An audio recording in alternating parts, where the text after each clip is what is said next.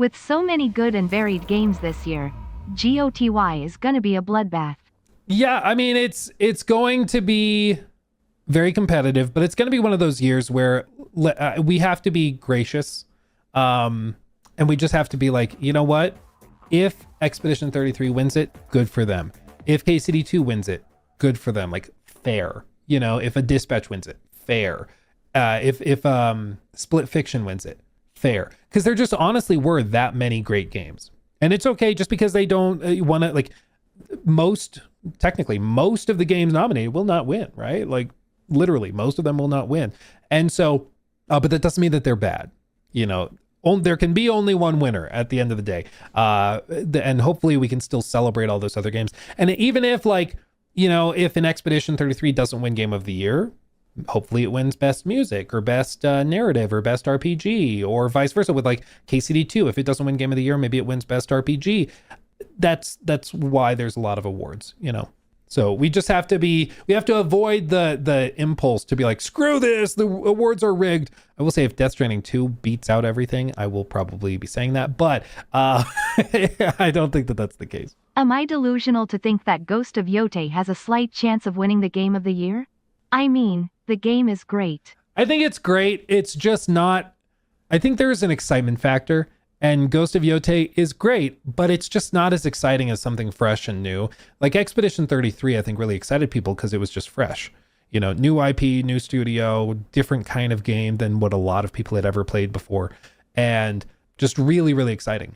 And I think Ghost of Yotei just kind of fell flat for some people, not because it was bad. It was very good, but it just wasn't captivating in the same way the first game was, you know.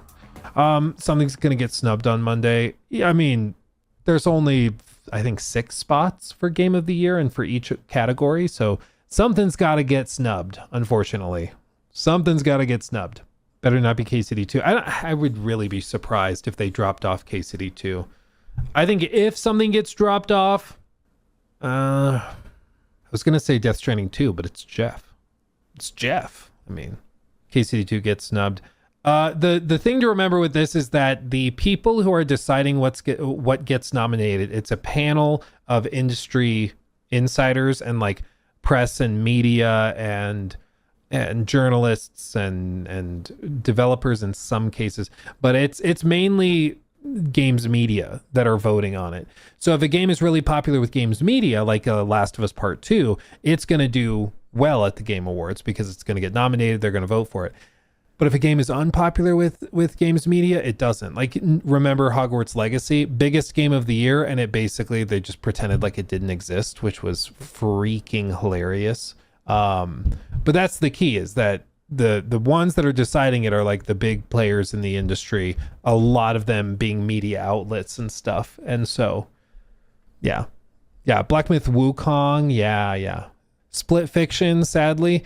I think just because Split Fiction kind of got dropped off the narrative, like people just don't really talk about it much, it could. But if they're going off of Metacritic scores, I think you'd have to look at probably Death Stranding, KCD2, and Ghost of Yotei falling off. But yeah, I really hope KCD2 gets recognition. So good. So good.